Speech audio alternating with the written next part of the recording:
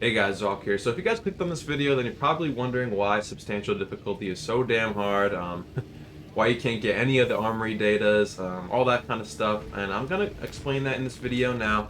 One thing that I will say first, guys, that you guys should have before you even try substantial difficulty is at least have 1 to 2 classes above level 10. And the reason why I say that is if you haven't already done at least a few of the operations, a few of the matches or maps in average difficulty, then I definitely highly recommend it, as just because it'll give you that sense of, harder difficulty, because the minimal difficulty is basically easy in comparison to these higher difficulties. And then obviously if you guys are first, playing now and you play the minimal difficulty, you'll be like, oh damn, that was tough. But over time you'll get better with the game, like any game. But I highly recommend you guys do average difficulty, and the reason for that obviously is because it's more difficult.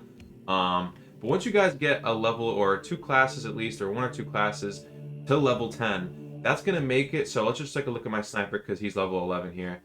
That's going to make it so the perks that you have with that character are going to be at least, pretty solid. So if we look at the perks I have for my sniper here, we get a 10%, headshot damage increase for all squad members. Let's look at a few more here. When I'm reviving a squad member, I get camo cloak, so I go invisible, and then also my teammates get camo cloak for 5 seconds once they get up from me rezzing them. So it's really nice perk right there.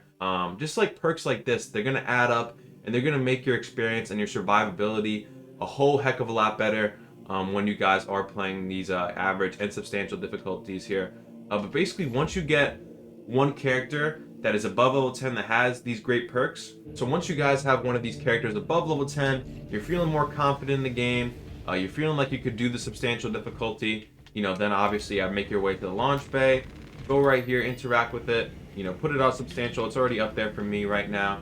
But just be ready. Like, the best thing I could say is that I've tried substantial difficulty with a few classes now around like level 5 to 10, and it's really damn hard.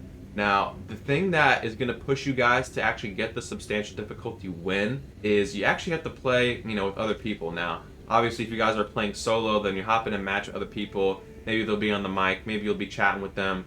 Maybe you'll get the win. But a lot of times, anyone that you get in the game with, they're either not talking, or they're either a lower level than you at this point, and they haven't done nearly as much stuff, or they're not as good. So anything can really happen. So what I would recommend you guys do, so I'm playing currently on Xbox.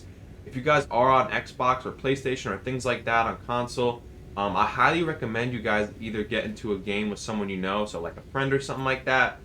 Anyone that you could really meet with. So I know on Xbox they have like group posts for Warhammer Space Marine 2. So definitely go on there, check the group posts, see if anyone's doing substantial difficulty, see if you want to play with them, make your own post. See if anyone wants to play with you on substantial difficulty. And the reason I say that is because you're going to really need 2 other really good players to kind of push you overboard to finally get the substantial difficulty win, because it really is that hard, guys.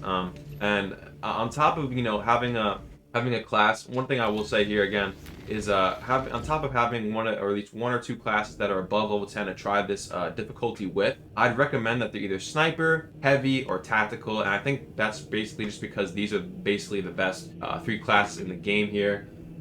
Tactical has the Auspex scan, which makes more enemies more vulnerable in that area where you scan them. Heavy, just great, basically negate all range damage with your halo. On top of the perks, really good perks that it gets. In sniper, a little bit more weaker, but the main sniper is really strong. You're able to really take out single target enemies, as well as you can use your invisibility to res teammates as well. So I highly recommend that if you do get a character to level 10 plus, and you really want to do substantial difficulty or higher, then it's at least tactical, sniper, or heavy, just because those are the best classes in the game right now. Or of course you could just use a class that has the melter rifle, such as the Vanguard too, because the melter rifle, as you guys know right now, is really overpowered. So yeah, once you guys have those classes kind of set, and you guys you have your teammates ready, another thing that I actually ran into is that since I was only playing with 1 other friend and we didn't have a 3rd teammate, for some reason when I had another person in my lobby in the top right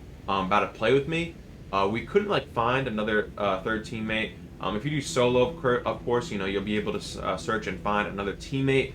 But for some reason, they like don't like search for a third teammate when you already have a second person in your party. I don't know why it's like that. They need to fix it, but you know, that's just the way it is. So that's why I recommend you guys do the group posts on Xbox. If you guys are on PC, you know, just go into Discord, go into the Warhammer Discord, just try to find people to play with, because you know, honestly, it's really gonna be worth it, because you guys are gonna struggle if you guys are just running you and a friend and a bot, because the AI really needs help with that too.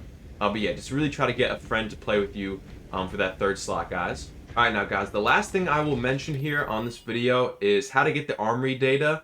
So basically, just one thing that you guys should know is that it's the same thing for every map. So each kind of one of these maps has their own potential Armory data spawning locations. I believe there's around like 3 or 4 spawning locations in each of these maps. But the best advice I could give to try to find the Armory data, to level up your weapons, of course, which you guys will need the purple Armory data you get, of course, from the substantial difficulty to, you know, upgrade your weapons to purple rarity. The thing I would say that you guys should know best is that explore every part of the map that you're in.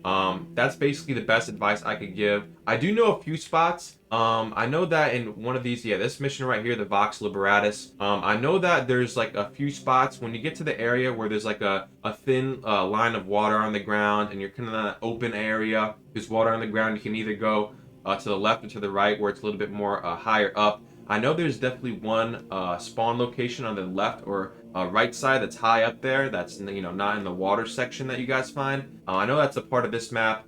This mission right here is not too difficult. I think it starts off with Tyranids, and then it's mostly just Chaos Space Marines at the end.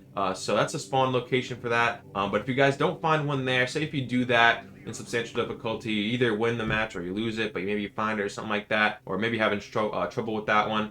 One thing I know that you guys could for surely get it in, or at least a few tries with the map, is this last map here, actually, Ballistic Engine.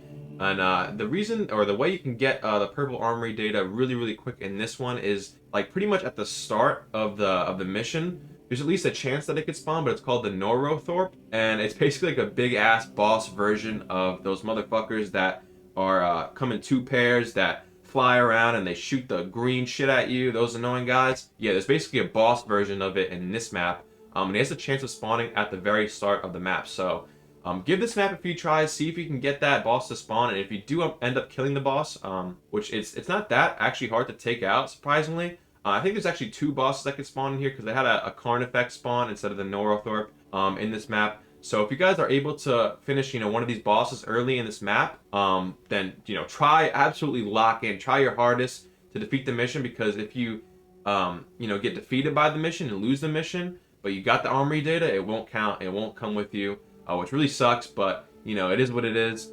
But you basically you just need to finish the mission as soon as you get that boss defeated, and then you have the Armory data. And on top of that, you know, there's obviously, you know, locations for the Armory data in this map that you can find too, so you could potentially have 2 Armory datas coming out of this mission if you kill the boss and find another one on top of it. So yeah, that's kind of, you know, where you're going to find the Armory datas, at least the ones that I have found so far that are kind of easiest to get. So I highly recommend you guys do that last mission if you're prepared for it, of course, and I've done the other things like I said in this video. So yeah, guys, thank you guys for watching, and Zoc out.